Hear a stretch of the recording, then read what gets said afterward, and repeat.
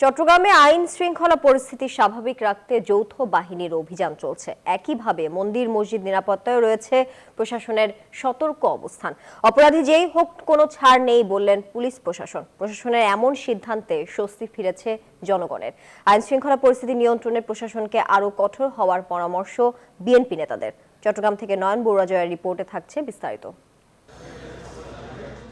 অবৈধ অস্ত্র উদ্ধার, অপরাধ দমন সহ গণ অভ্যুত্থানে নির্বিচারে যারা গণহত্যা করেছে তাদের আইনের মুখোমুখি করতে স্বরাষ্ট্র মন্ত্রণালয় থেকে গঠন করা হয় অপারেশন ডেভিল হান্ট নামের যৌথ বাহিনীর অভিযান। তবে প্রশাসনের কাছে লিখিত কোনো আদেশ না পেলেও নিয়মিত অভিযানের অংশ হিসেবে চট্টগ্রামে রাতভর অভিযান চালিয়েছে যৌথ বাহিনী। আবার কোনো কোনো জায়গায় পৃথক পৃথক অভিযান চালিয়ে অনেকজনকে গ্রেপ্তার সহ অস্ত্র উদ্ধারও করে তারা। জেলা পুলিশের অতিরিক্ত পুলিশ সুপার বলেন, অপরাধী যেই হোক কোনো ছাড় নেই। ইতিমধ্যে বেশ কিছু বিচ্ছিন্ন ঘটনা ঘটেছে, কিন্তু প্রতিটি ঘটনায় আমরা দেখেছি যে অপরাধীরা আইনের আওতায় এসেছে এবং আসলে অপরাধ করে এখানে কেউই পার পাওয়ার সুযোগ নেই। জেলা প্রশাসক বলেন, চট্টগ্রামের পরিস্থিতি এখনো প্রশাসনের নিয়ন্ত্রণে। যে কোনো নাশকতা মোকাবিলায় প্রস্তুত রয়েছে তারা। এখন পর্যন্ত আল্লাহ পাকের রহমতে আমরা কোনো থ্রেট ফিল করছি না।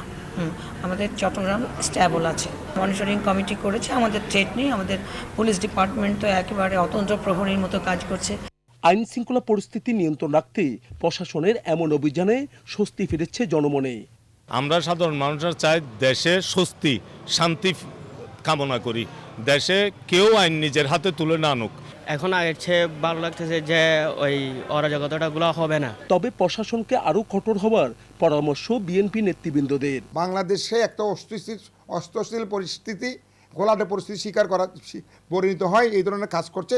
সুতরাং তাদেরকে অবশ্যই তাদেরকে আইনের আওতায় আনা উচিত এবং এইসব অস্ত্র উদ্ধার করা উচিত। আমি মনে করি এটার একটা ভালো ফল তারা দিতে পারবে। পুলিশকে আরও সক্রিয় ভূমিকা পালন করতে হবে, এটা আমার একটা দৃঢ় বিশ্বাস। যদি পুলিশ সক্রিয় ভূমিকা পালন না করতে পারে তাহলে কিন্তু আমাদের পুরো রাষ্ট্র এবং সমাজ ব্যবস্থা, আমরা জনগণ এটা সাফার করব। প্রশাসনের অভিযানে সাবেক কাউন্সিলর রেখা আলম, সাবেক কাউন্সিলর ইসমাইল সহ জনপ্রতিনিধিরা গ্রেপ্তার হয়েছে। যৌথ বাহিনীর অভিযান আরও জোরদার হবে এমন আশা সংশ্লিষ্টদের। নয়ন বড়ুয়া জয়, নিউজ 24, চট্টগ্রাম।